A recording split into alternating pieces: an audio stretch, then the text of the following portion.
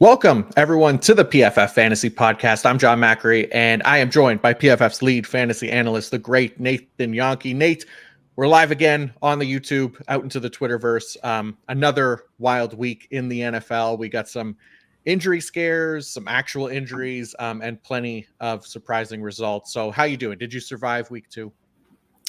For the most part, yeah. I know in a survival pool I'm in, like 5 of the top 7 teams that were most popular to pick all got eliminated. So a fun week that way. And then fantasy, those injuries. My Scott Fishbowl team had Tua, has Kenneth Walker, has Joe Mixon, has Isaiah Pacheco.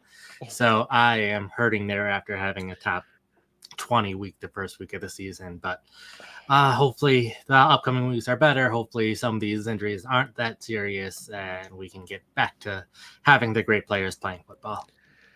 Yeah, that's wild, man. There was a lot of injuries this week, and yeah, the survivor pool thing. I mean, I had the Ravens beating the Raiders at home. I don't think I'm the only one with that. I just barely survived with the skin of my teeth. In week 1, I had the Lions against the Rams, and that one went to overtime. But yeah, somehow week 2 we're already out in the survivor pool. But yeah, luckily avoided a lot of the major injuries in some leagues, and hopefully Justin Jefferson's okay. But yeah, like I said, we're live again, so people are welcome to ask questions in the chat, and we'll get to them here as we go, or near the end, wherever it makes sense. So the other thing, as we go through these waiver wire targets here, we'll also mention rostership percentages for these players as we go, and those are pulled from ESPN. So we'll get into the list here in just a second, but before we get into that, I do want to give a quick shout out to our friends at DraftKings.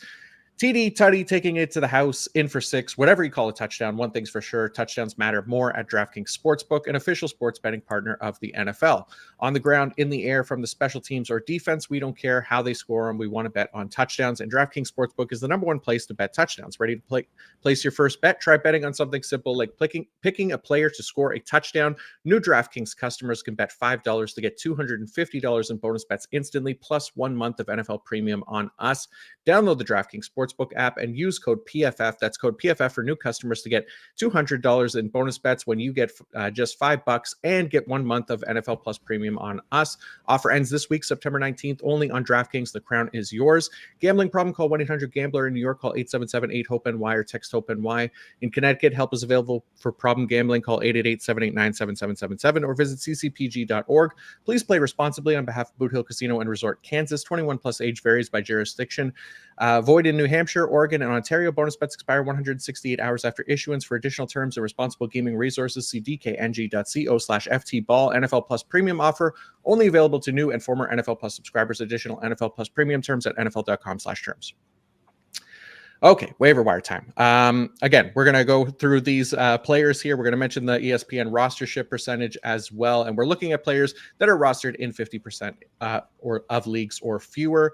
So let's rock and roll, Nate, and start with the running backs, where naturally we've already got some injuries here. Obviously, Christian McCaffrey last week made Jordan Mason a hot waiver wire target to the point where he's not eligible for this list anymore. And then we see another injury. You mentioned it at the top. Isaiah Pacheco going to be on IR, expected to miss at least 6 weeks, Nate. So Clyde Edwards-Helaire is already on the PUP list as well. Who is left in Kansas City to step up? I think it'll primarily be Carson Steele. He was the only other running back on early downs to see any kind of work outside of Isaiah Pacheco. Samaje Perine was simply a third down back, and then right at the end of the game, he also played in the 2-minute drill after Pacheco left with his injury. So I think Perine is just going to be the passing down back.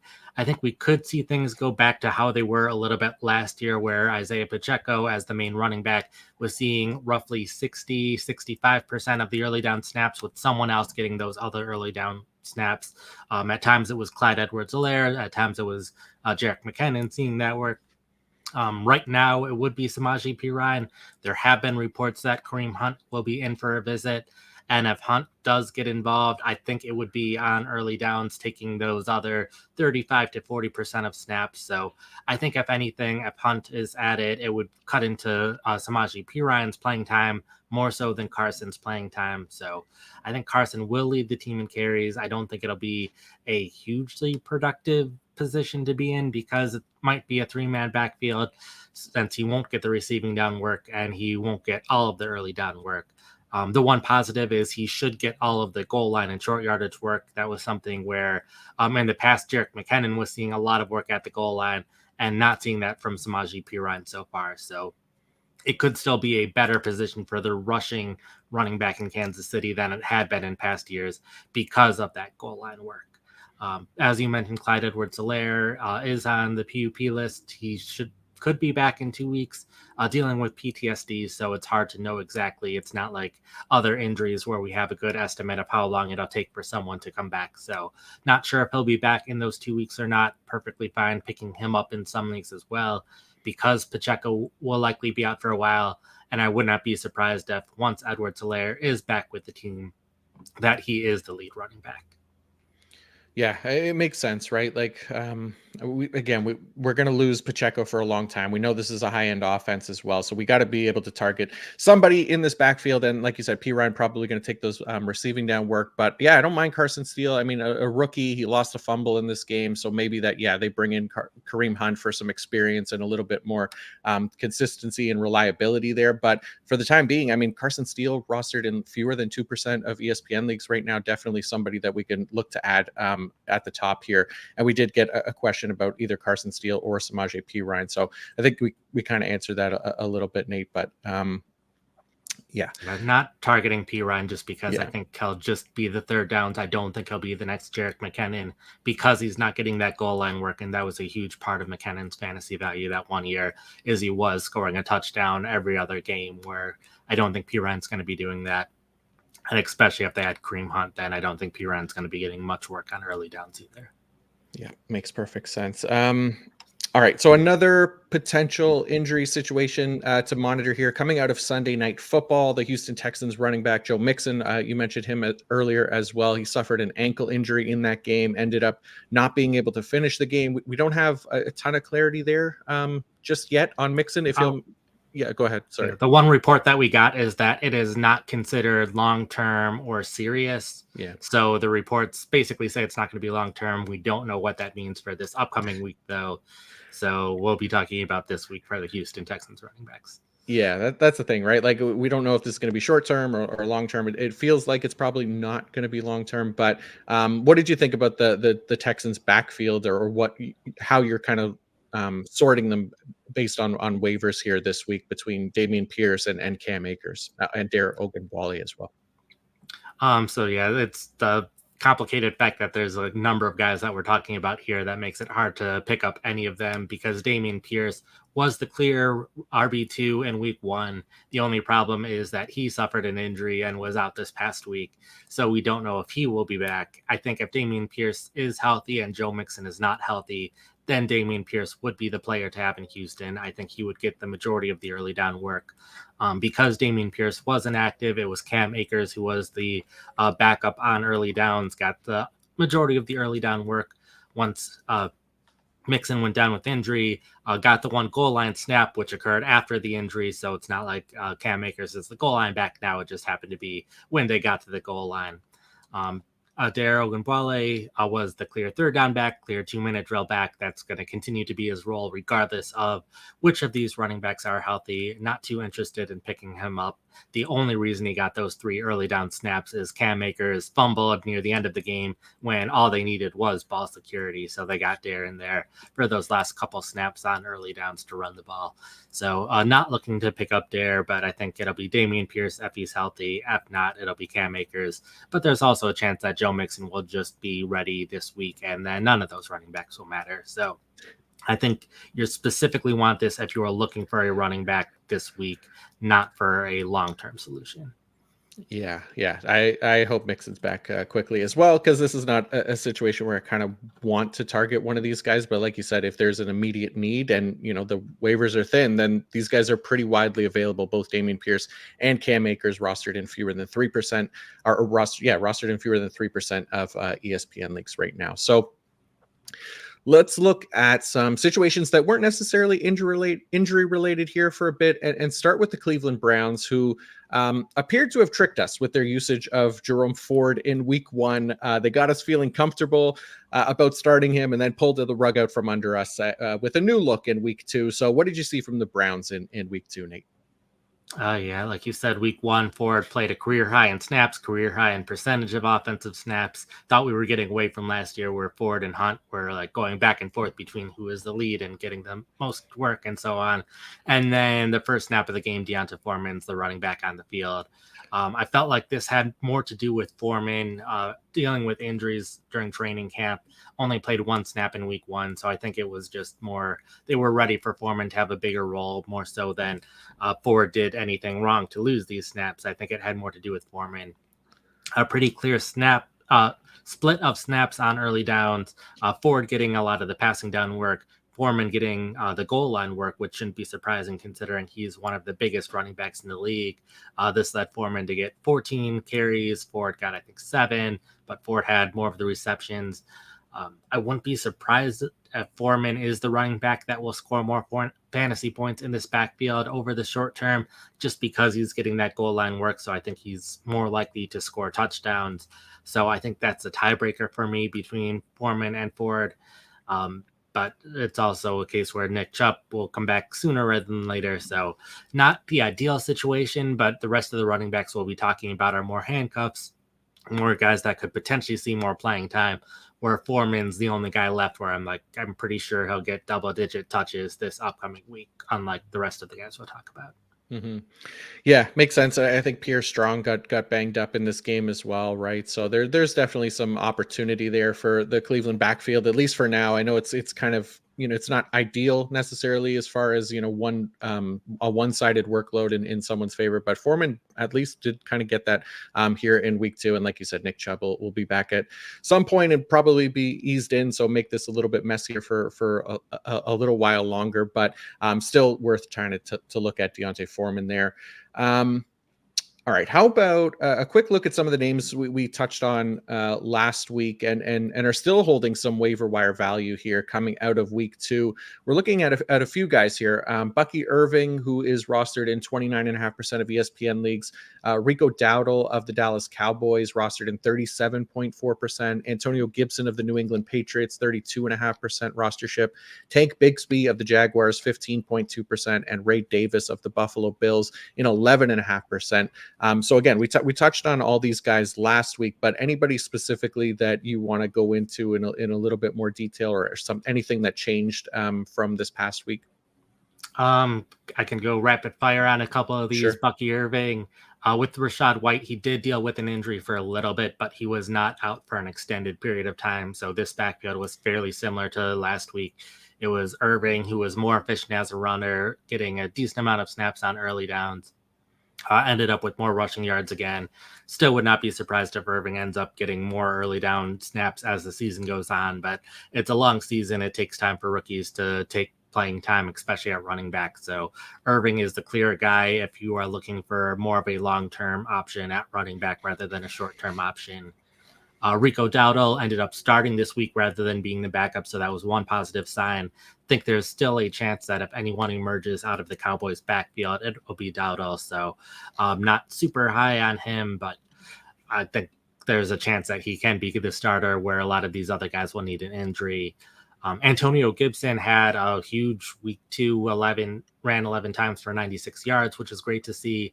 He is still the clear number 2 running back in New England, though. Ramondre Stevenson having a great start to the season. It just happened to be that the Patriots got to run the ball a lot, and Gibson did very well when he was running the ball. So not someone I am rushing to pick up off the waiver wire. Don't think I'll see too much of an expanded role at any point this season unless Stevenson goes down. But if Stevenson does go down, then I think Gibson would take Stevenson's role. And right now, Stevenson is the top 10 fantasy running back. So I think Gibson would be capable of doing similar. And then Bigsby was injured on a special teams play.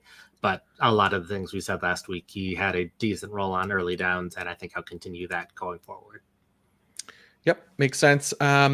And then, just looking at Bucky Irving's numbers again, he's almost, or not Bucky Irving, Rachaad White, just kind of becoming a meme of himself at this point, just continuing to be more inefficient each game. 2.0 yards per carry on the season.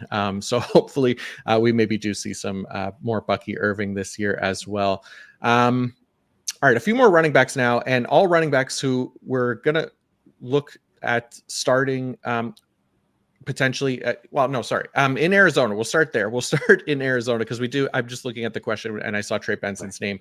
Trey Benson was brought up and he's in our list as well. So we may as well just kind of combine the two here with the Arizona Cardinals, looking at Trey Benson of the Arizona Cardinals versus Jaylen Wright of the Miami Dolphins. Trey Benson rostered in 44% of leagues, but you have him here as a more of a handcuff type situation. I know he got some carries this week in garbage time, but the question essentially being Trey Benson or Jaylen Wright, and then you could talk about Trey Benson's waiver value.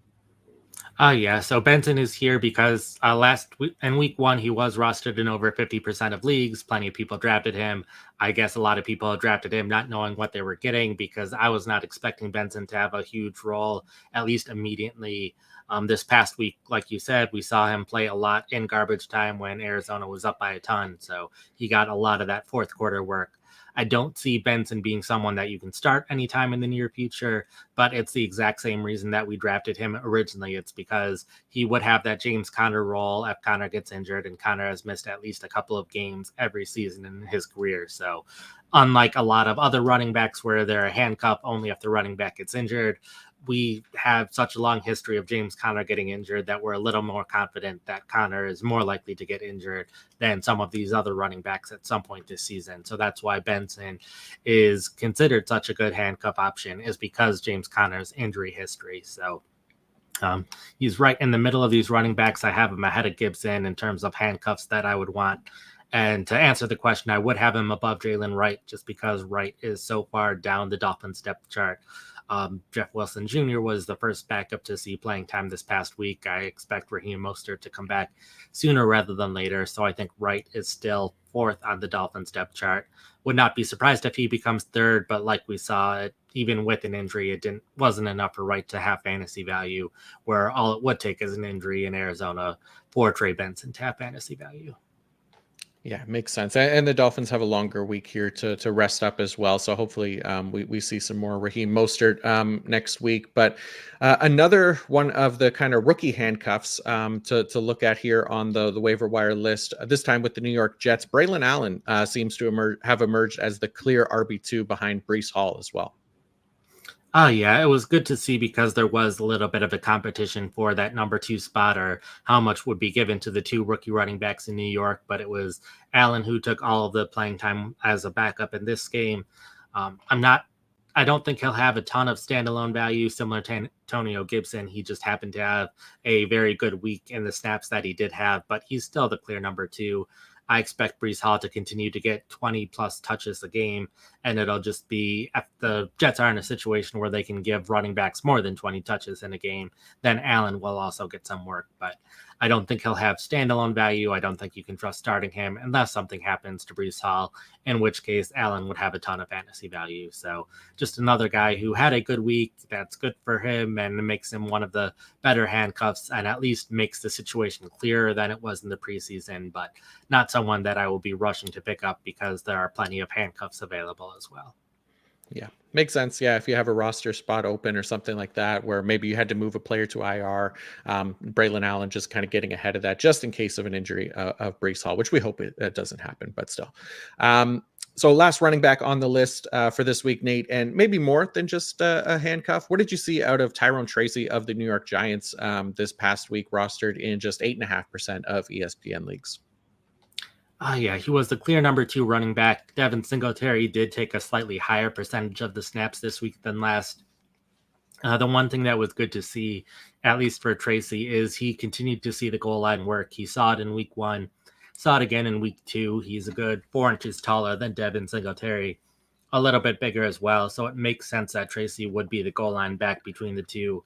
So if you're in one of these deeper leagues and are desperate for a running back play, I think Tracy, you can do worse than him because there's at least a chance he'll score a touchdown in any given week.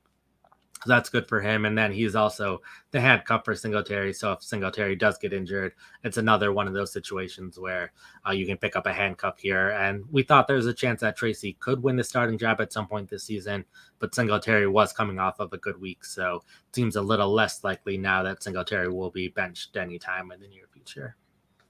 Yeah, I thought it would make sense too, like that he'd maybe get more usage in the passing game as well, like as a former wide receiver in college and all that, and kind of being a weapon out of the backfield in that regard. But yeah, didn't expect him to take the goal line work first before the receiving work. But here we are, and yeah, it's not a bad situation either way for Tyrone Tracy.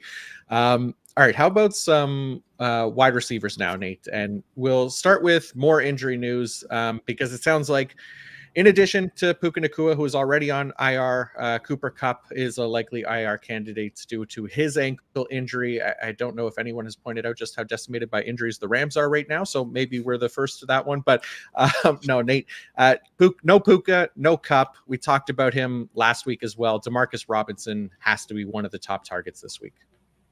Yeah, Robinson, he's been a starter with the team, so his playing time really isn't increasing compared to what it was 10 last season, but I do expect his target share to be increasing. Between the other running backs, there's Tyler Johnson, and then there's Jordan Whittington, and I think Robinson's at least the more proven one of the three and more likely to have the most fantasy points, probably the safer option as well.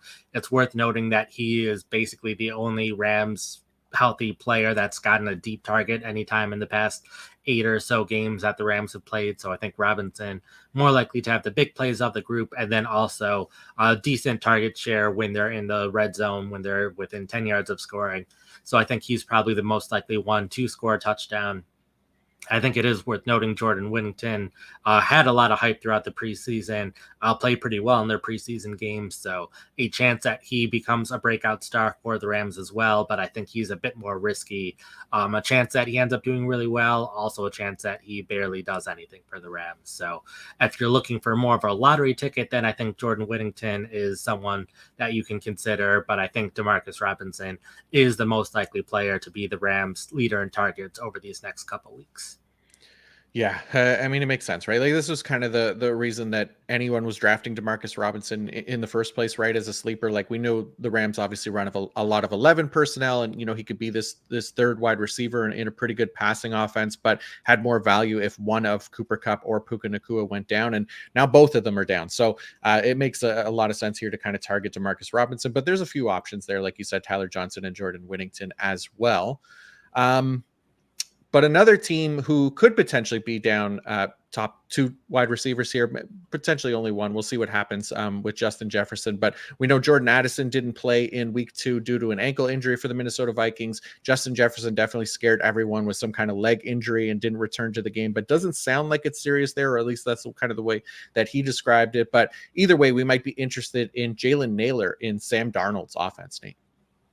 Yeah, Naylor is an interesting one. First off, Sam Darnold playing a lot better than he has early in his career. His completion percentage is up 10%, even though his average depth of target hasn't changed. So that's pretty remarkable for a quarterback. So good things are happening in Minnesota from that perspective. Naylor is an interesting one for me.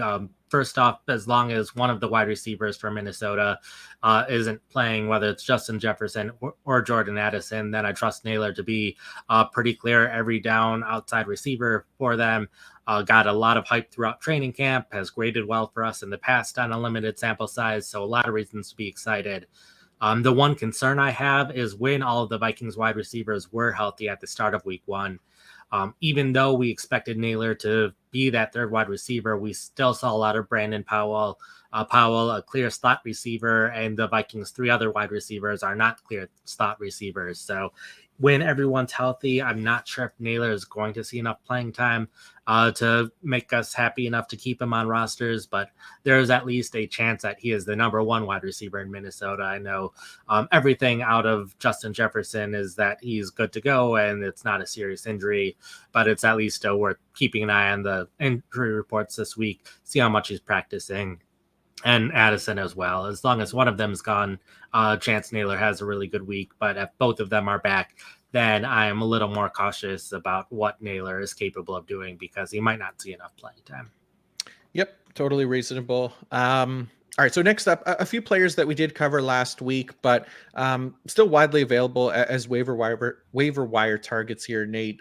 So in order of rostership percentage, we're looking at Brandon Cooks of the Dallas Cowboys, rostered in 39% of ESPN leagues. Romeo Doubs of the Green Bay Packers in 30% of leagues. Jalen Polk in New England is rostered in 22% of leagues. Josh Downs in Indianapolis, 9% of leagues, and Devon Vele of the Denver Broncos in 0.8% of leagues. So anyone from this group or however you want to treat it, you could do quick fire as well. Up to you. Sure. Note on Romeo Doubs, he was still the top wide receiver for Green Bay. The running back rotation did not change this past week with the quarterback change, even though they did run the ball a ton. So that meant no one was running a ton of pass routes, but Jordan Love will hopefully be back within the next week or 2 or 3. So once that happens, I do think Doubs is a pretty viable fantasy option. Think he'll continue leading the team in routes run, continue having a pretty decent target share. So I think anytime you can get a number one wide receiver on a team, it's great, and especially one that's expected to be as good as the Packers offense. So I think Doubs, probably out of all the guys you mentioned, the one that should be on the most rosters. And then go to Jalen Polk next, the New England Patriots. Worth noting, he did see more playing time this week, did start the game unlike week 1. So he's slowly but surely seeing more playing time. Caught the touchdown this week, which was good to see. Now second among the wide receivers in terms of routes run, but we've seen this wide receiver room change and evolve at least slightly from each week to the next, including throughout the preseason. So this is a good 5 straight weeks where they're a topic of conversation, at least for me, in some kind of podcast or article. So I think that'll continue to be the case. I think Polk will continue to see more routes as the season goes on. So a lot of the guys we're talking about are more both short-term and long-term options, but Polk is probably the best specific long-term option out of all the wide receivers. Yeah, no, I'm with you. He definitely feels like the front runner to kind of be the New England wide receiver to roster by season's end there. So yeah, like what we saw from Jalen Polk, and trending in a positive direction. All right, so back to some of the new names on the list here at wide receiver. A familiar name from last year's waiver wire target list. Noah Brown, no longer with the Houston Texans, but now potentially making himself fantasy relevant again in Washington, Nate. Yeah, the Commanders changed up their wide receiver rotation a bit this week. Terry McLaurin still one of the clear outside wide receivers, but in week 1 we saw Diami Brown and Olamide Zaccheaus compete for one of the outside jobs, rotating in and out throughout the game as they did throughout the preseason, with Luke McCaffrey taking the slot work. This week, Olamide Zaccheaus, instead of being one of the outside wide receivers, was rotating with McCaffrey in the slot. So not great news for McCaffrey. Had no targets in this game. That's a little bit concerning. But then it was Noah Brown competing with Diami Brown for the outside wide receiver snaps. And Noah Brown caught 3 passes over 50 yards. So already having good chemistry with Jaden Daniels. I would not be at all surprised if Noah Brown continues to see more work, becomes that clear number 2 wide receiver for Washington. Terry McLaurin hasn't had the greatest stat so far, so a chance that Noah Brown could be close to the number 1. He did have those 2 weeks last year where he had over 150 yards back-to-back games. So Noah Brown, we know, is capable of having some huge games. And Jaden Daniels, being a new quarterback, might end up gaining more chemistry with him. So I think Noah Brown, a bit more of a lottery ticket, someone that I would not put in fantasy starting lineups this week, but someone that I am interested to see how his season progresses, considering he was inactive week 1 just because he was newly signed to the team.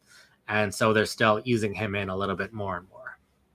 Yeah, but it's a thin receiving core in Washington, right? Like as far as experience goes, and Noah Brown at least has like experience as a starting wide receiver. We've seen him be productive. Like there's probably value in that for a young offense and inexperienced quarterback over guys like a Luke McCaffrey as a rookie, Diami Brown, who doesn't have a ton of experience as a starter. So yeah, I think it makes sense that he could kind of carve out a role there in Washington as a reliable target. But how about another Broncos wide receiver? I mentioned Devon Vele at the top, but we got another name on here with Josh Reynolds, because Sean Payton is begging someone to emerge at this point, as long as they aren't Troy Franklin, apparently. So who else got on the list here from the Broncos, Nate? or Josh Reynolds. At least Franklin played over Marvin Mims for another week. So Marvin Mims is at least the one least likely to see snaps among the Broncos wide receivers. But Reynolds has been the clear number 2 in terms of at least combination of routes and targets these first 2 weeks. Has 9 receptions, which is the most on the team, 138 yards, which is double that of any other Broncos player. So to this point, Reynolds has been the best Broncos wide receiver. Cortland Sutton hasn't done much so far this season. Expect Sutton to do better at some point this season, but at least so far, Reynolds has been the main guy from one week to another. So a chance he continues to be a big factor in the Broncos offense. At least expect him to continue seeing the clear majority of routes run among the team. So expect him to remain a starter. As you mentioned, Devon Bailey did have that good week 1, had the 8 receptions, but was out last week with a ribs injury. So hopefully he's back sooner rather than later. Still optimistic about him for the same reasons I was optimistic week 1, but we did not have another week yet to see if he's going to continue being, see a high target share in the offense. Yep. Makes sense. So next up, 2023 first round pick, who has had such a steep fall from grace after being a highly drafted prospect to what we saw in his rookie year. But now maybe Quinton Johnson is working his way back to being fantasy relevant again for the Los Angeles Chargers, rostered in fewer than 77% of ESPN leagues, Nate. Yeah, those last couple wide receivers all kind of fit in a category of young wide receivers who we've seen not do much so far in their career and have one good week. So at other positions, I could see a lot of reasons not to include guys on the waiver wire article even after 1 week. But at wide receiver, it's like maybe this is a chance that they're starting to break out at this point. So I wanted to at least include them because there is a chance they can continue doing what they did going forward. And Johnson had the good game, caught the 2 touchdowns. It was a week where Josh Palmer was questionable heading into the game. His playing time was at least a little bit limited from what we would typically expect. DJ Chark still on injured reserve. So part of Johnson getting as much playing time as he did does have to do with injuries, but he did do really well with the playing time. There was a video going around of the locker room after room and everyone getting excited about him having his good game. So there is a chance that this is the start of him breaking out and having the good season we hope for. We saw Jackson Smith-Njigba this week on a higher level, like consistently do okay, and people were still excited about him, and he finally had his breakout week this week. So it was good to see for Jackson Smith-Njigba, but everyone was expecting it, where Johnston, no one was expecting it. So maybe a chance that he is a clear top wide receiver. The path for more playing time is still there. The path for targets is there. So certainly an opportunity for Johnston to turn his career around, starting with this past game. Yeah, definitely encouraging to see, right? Led the team in targets, receptions, receiving yards, and touchdowns. So hopefully that's the start of something here for Quinton Johnston, but we'll know more in the weeks ahead. Nate, it's not often that a top 10 fantasy wide receiver is available on the waiver wire, but is that Alec Pierce I see rostered in just 13% of ESPN leagues? Yeah, Pierce, after 1 week, it was a similar thing to Johnston, where it was like, okay, this is one game. We've seen a career of not great stuff. I don't know what to think here. And now Pierce has put together 2 straight good games. So definitely good to see out of Pierce after what we've seen so far in his career. There's a chance that he continues to turn things around, but I am a little bit concerned considering Josh Downs, who has been hurt, missed the first 2 weeks. Sounded like there was a decent enough chance that he was going to come back week 2. Didn't end up happening, but I could see Downs coming back for week 3. And while Downs is clearly a slot player, Pierce is clearly an outside receiver. I could see Mitchell taking some of Pierce's snaps. I could see Ashton Dulin, who is playing well in a limited sample size, taking some of Pierce's snaps. So I'm still a little bit concerned, and Downs will see a decent target share once he's fully healthy as well. So a couple of reasons to be concerned about Pierce even after these few good games, but there's also a chance that Pierce is just a much better player this year than he has been in the past, and even those changes might not affect Pierce, but it would be good to see him see a little bit higher of a target share going forward, even though he has done really well on the targets he has received. Yeah, I mean, look, yeah, he's a former second round pick from 2022, I guess it was. But like you said, there's enough reasons to kind of be skeptical about kind of the long term sustainability of his production here with guys like Josh Downs and Adonai Mitchell coming in as well and kind of earning bigger roles once they get going here this season. But yeah, I at least know one of us in a 32 team league who is very happy with the return on investment so far with Alec Pierce. Okay, last wide receiver on the list, another Dallas wide receiver, and one that shined in week 2. Jaylen Tolbert earned 9 targets, brought in 6 of them for 82 yards. We buying Tolbert as a potential wide receiver too, next to CeeDee Lamb in Dallas, Nate? It's certainly possible. Brandon Cooks did have that good week 1, so I'm not writing off Cooks yet, but Tolbert is seeing the playing time necessary, the clear number 3 receiver, at least for Dallas, and ran more routes. Helps that he's a little bit on the younger side as well, so he doesn't get rotated out quite as much as the other wide receivers. Seeing a similar thing in Tampa Bay right now. But I think Tolbert it's possible. We've seen him have a very rough start to his career, was inactive early on as well. Then finally got to a point where he was active, slowly worked his way up the depth chart. Seemed like he was competing for that number 3 spot for a bit with Michael Gallup last year. So he has slowly but surely worked his way to this point. And now he had the best game of his career. I would not be surprised if he continues to turn his career around and continues to do well. I would mention that Jake Ferguson wasn't active for this game. I do think he'll be back sooner rather than later. And once he is back, that will be a bit more competition for targets. And Brandon Cooks only had the 2 targets in this game. Expect him to have more targets going forward. So I think there is plenty of things working against Tolbert and him continuing to do this well going forward. But there is, again, a chance that he's a young wide receiver. Not every wide receiver is excellent at the start of their rookie season. Some of them take time, and people need to remember this. So there is a chance that Tolbert will turn his career around, and he's at the very least, like the other wide receivers, getting the offensive snaps, getting the routes run. So there's a chance that it can continue. Yeah, for sure. And that's one of the things for me was Jake Ferguson not being active for this game where, yeah, if Brandon Cooks is going, if CeeDee Lamb is going, we probably don't see, the consistency that we're looking for from Tolbert, but still could be a fine option, maybe more boom or bust type situation for him. But nice to see at least the positive game from him here in week 2. Take a quick ad break and we will be right back. Hey everyone, this episode is sponsored by BetterHelp. As an adult, do you make time to learn new things as often as you'd like, or was that lost in childhood? Kids are always learning and growing, but as adults, sometimes we lose that curiosity. Therapy can help you reconnect with your sense of wonder because your back-to-school era could come at any age. Therapy can be really useful to get a better understanding of how your mind actually works and to become more aware of your own patterns of behavior and how to improve them.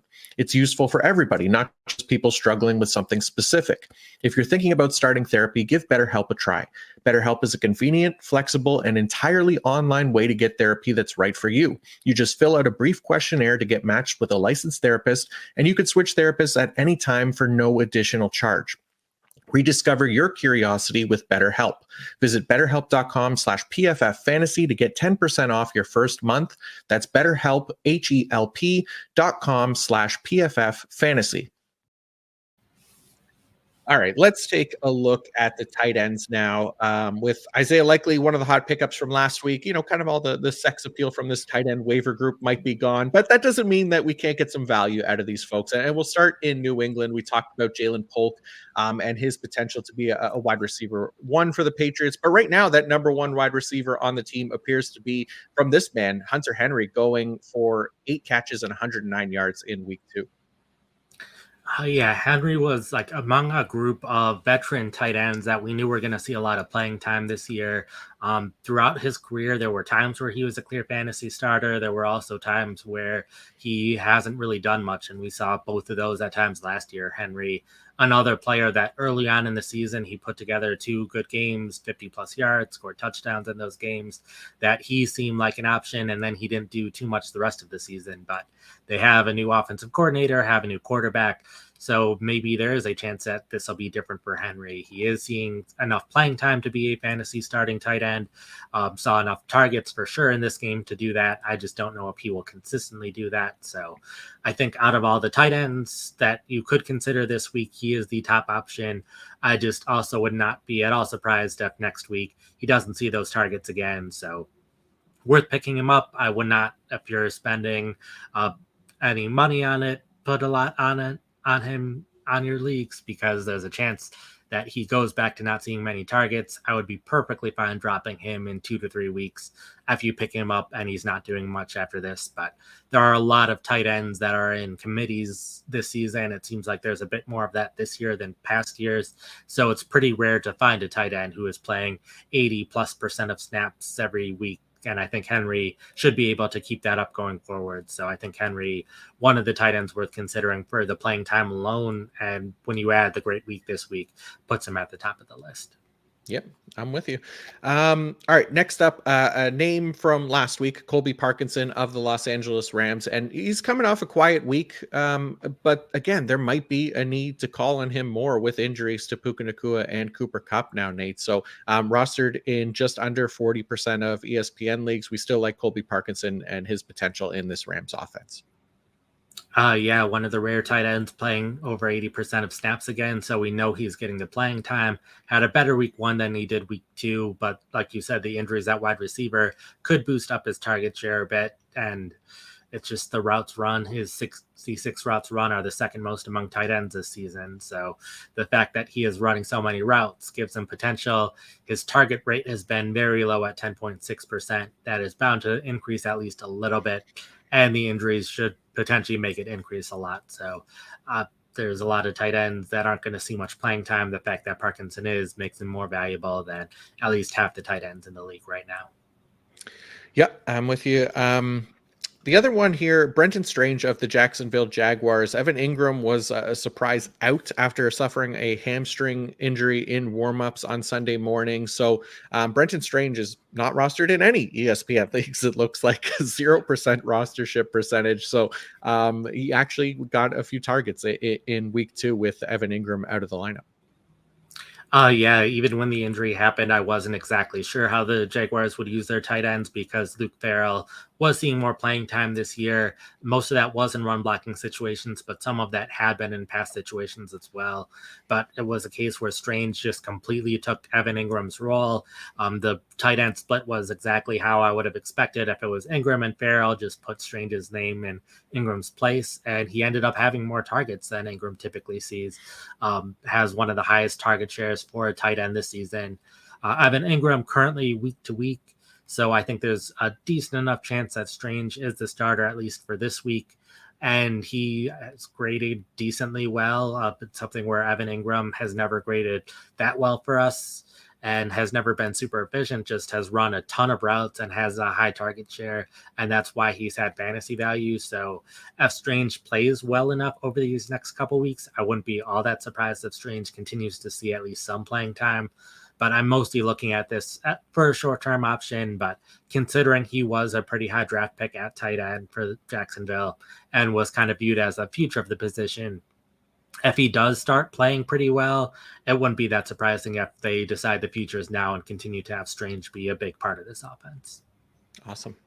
All right. How about we talked about Hunter Henry, but another old reliable tight end who could very well end up being a top target in this offense. Zach Ertz of the Washington Commanders, rostered in just 5% of ESPN leagues, and led the team in receiving production this past week. Yeah, he's been the clear receiving tight end for Washington. He has been rotated out a little bit, but it's one of those rotations where John Bates is playing a lot in run situations, Zach Ertz playing a lot in pass situations. So while it's not the most ideal situation for tight ends, it's still better than a lot of other situations. Caught 4 passes for 62 yards this past week. We talked about him in this offseason as a sleeper because he was reunited in Cliff Kingsbury's offense and was a great fantasy asset in that offense in the past. And the big concern was they spent that high draft pick on Ben Sinnott, and so far he's been the clear third tight end. Even in 11 personnel passing situations, it's been John Bates as the number 2, so not really concerned about Ben going forward, at least for the immediate future. Maybe second half of the season he starts seeing more playing time, but at least for the next month or so, I would expect Ertz to be the clear receiving tight end for Washington. And with the wide receiver room as it is, I would not be surprised if he continues to have some decent games throughout this next month at the very least. Yeah. That was kind of the whole point of Zach Ertz even being included on our sleeper list when we talked about him this offseason, right? Is just, again, it's a thinner receiving core. He's got experience there, the familiarity with Cliff Kingsbury. I know a lot of people hated on the Zach Ertz pick. I saw the comments, but yeah, he looked pretty decent here in week 2, and yeah, definitely could be a role there going forward. And then the last tight end on this list, Noah Fant of the Seattle Seahawks, rostered in just around 6% of ESPN leagues. We still like his potential and usage in this Seattle offense, Nate.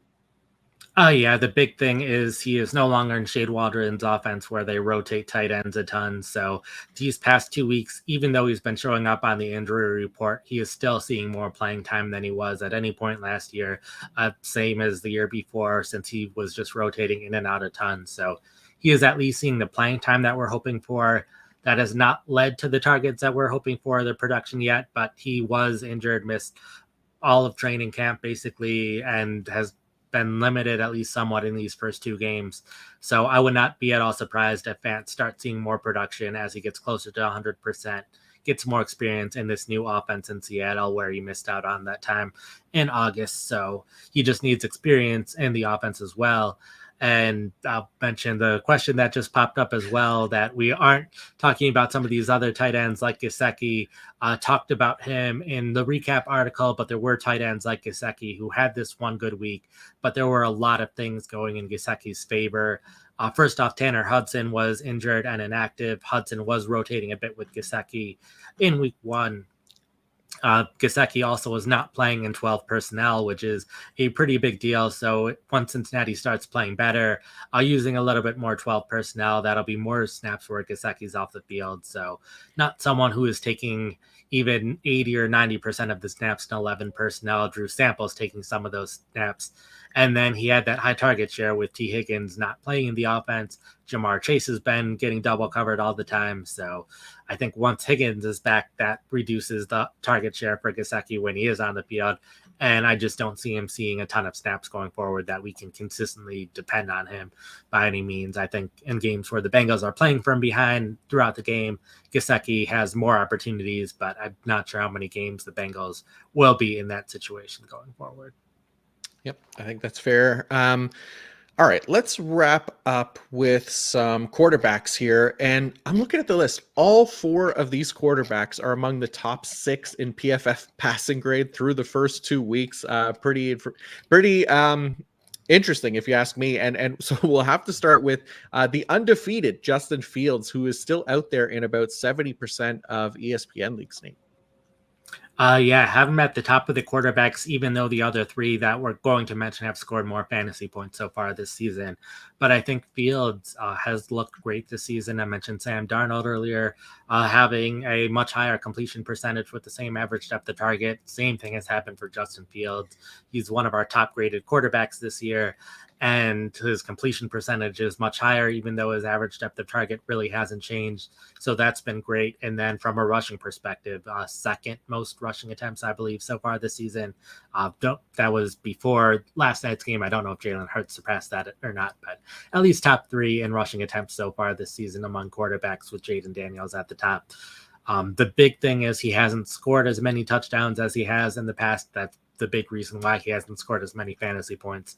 But I think those touchdowns will come.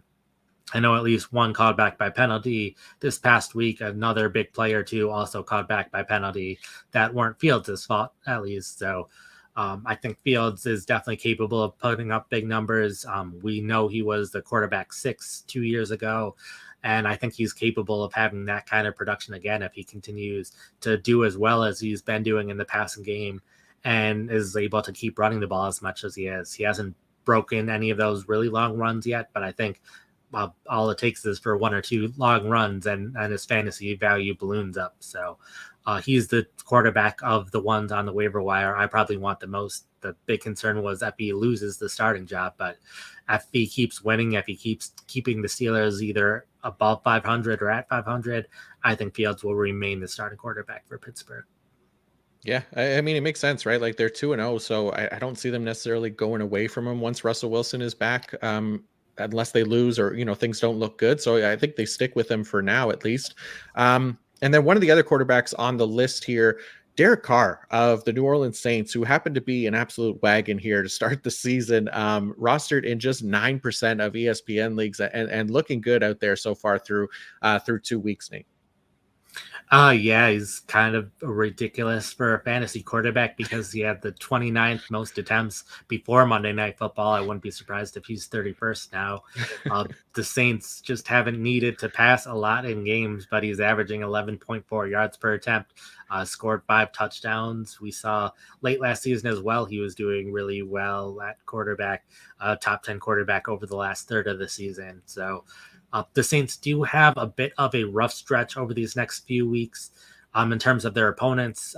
Carr's efficiency will definitely be going down, but his attempts will be going up. I'm not sure if he'll be a fantasy starter, at least among my top 12 in rankings in some of these next few games. But then once you get more towards November, more towards December, that schedule is as ideal as you can think of for a fantasy quarterback. Think we'll see a lot of games over the stretch that look similar to this. So I think Carr is someone that you pick up, you stash on your roster for a bit. Don't worry about if he has a couple bad weeks in there, because I think later in the season, he'll be just as good as he was at these first 2 weeks. So he's going to be someone that will win people fantasy playoff games this year. So get him on your roster now, stash him, even if you have a good quarterback, and then enjoy having him once he plays Carolina again and some of these other opponents that aren't going to do much to stop him in the offense. Yeah, really impressive stuff so far from Carr. And like you said, he is 31st now in passing attempts after Monday night, but he's still our highest graded passer through the first 2 weeks in Clint Kubiak's offense. So nice stuff to see there from Derek Carr. They do play the Eagles in week 3, so it might be a tougher matchup there. But next up was Gino Smith of the Seattle Seahawks, another one that has performed pretty well here through the first 2 weeks of the season, and you're liking his fantasy viability going forward. 2 years ago, he was the quarterback 5 in Seattle's offense. Last year, he graded even better than he did in 2022. It was just they weren't passing the ball enough. They weren't running enough plays in general in Seattle's offense. They ran the fewest plays last season by a decent amount. So that hurt his fantasy production, but he is grading just as good as he has these past 2 years. Looking good in Ryan Grubb's offense that is passing more, had the 2 wide receivers with over 100 yards this past week. So right now he's a top 10 fantasy quarterback. Tyler Lockett hasn't been 100%. Noah Fant hasn't been 100%. Didn't have Kenneth Walker this past week. So even with how good they've done so far this season, I think there's a chance that he can do even better in this offense going forward. So another quarterback that I'm pretty optimistic about what he can do throughout the rest of the season. Yeah, like the offense there in Seattle, and another offense that I like quite a bit. I mean, assuming everybody gets healthy at some point, but Sam Darnold of the Minnesota Vikings has looked pretty good here through the first 2 weeks of the season. Obviously, if Justin Jefferson, Jordan Addison, TJ Hawkinson all get healthy at the same time as well, could be even better for him if he keeps continuing to play as well as he has, and rostered in just under 6% of ESPN leagues. I talked about him a little bit with Jalen Naylor about his improvement so far this season. The only reason he is at the bottom of these 4 quarterbacks is because of the injuries they've had at receiver. But another quarterback that I think long-term, you get Justin Jefferson at 100%, Jordan Addison back eventually. Hopefully TJ Hawkinson is at least playing at some point this season, even if he's not quite the same player he was, but should at least be an upgrade at tight end. So this offense is one that we knew was quarterback friendly. A big reason why by the end of the season he was my top quarterback sleeper is because they run a lot of plays and pass more than expected and have the weapons on offense. And Darnold has been able to produce with that. We saw last year the back quarterbacks, both of them have top 5 fantasy weeks at times, even though right now those quarterbacks are both backups rather than starters in the league. So that's how quarterback friendly this offense is. And Darnold has so far, if anything, exceeded expectations for how well he's played so far this season. Yeah, definitely exceeded expectations. He's been awesome. But that's going to do it for us. So thank you all for tuning in and listening and watching. Make sure you get out to those waiver wires. Always an advantage in your league if you can stay active and stay on top of these claims and consistently improve your team. Nate, big shout out to you as well for putting this list together. Before you go, because you'll be back on Sunday night, but let everybody know what else you got going on at pff.com, because lots of stuff to help people win their leagues. Yep. So I have the recap article for all the games this weekend and Monday night on the website, as well as the top 10 recap. Waiver wires went up yesterday on the site, have 5 to add, 5 to drop, 5 to buy low, 5 to sell high, as well as rest of season rankings on the website today, have start set going up on Thursday. Do want to address one last question, though, before we sign off, since we had multiple people ask about Kareem Hunt, which maybe they join later because we started with the Kansas City wide receiver or running backs, and we kind of glossed over Hunt a little bit. Sure. Even if Hunt does sign with Kansas City, I'm fine picking him up, but I wouldn't be comfortable starting him. My guess is that he would be the number 2 running back, seeing fewer snaps than Steele. So maybe in that 5 to 10 carry range per game, but that would just be my guess of where he is. There is a chance that Kareem Hunt signs, does take over as the lead running back in Kansas City. Even when Edwards-Helaire is back, maybe a chance Hunt remains the number 1 back, but I don't see that being the likely option. So fine, picking him up for cheap, stashing him, seeing what happens, but I don't have huge expectations for Hunt. Yep, I think that's fair. We didn't answer one of my favorite questions either. I have Depot and AJ Brown hurt now. What should I do? Just a long answer, likely going to be in there. But yeah, you got to stay active on the waiver wire. Try to hopefully add some of these wide receivers. But yeah, that's going to do it. As for me, I'll have the IDP fantasy report out this week as well. That'll have all our IDP waiver wire targets out there for this week as well. We'll have the wide receiver man zone coverage report out this week, IDP rankings, as well as the offensive line, defensive line matchups to target and avoid in article form later. And then I'll be back in the podcast feed doing the week 2 IDP start sit and week 2 start sit on the offensive side with Nick Bodiford as well on Thursday. So make sure you check those out as well. And until next time, peace out.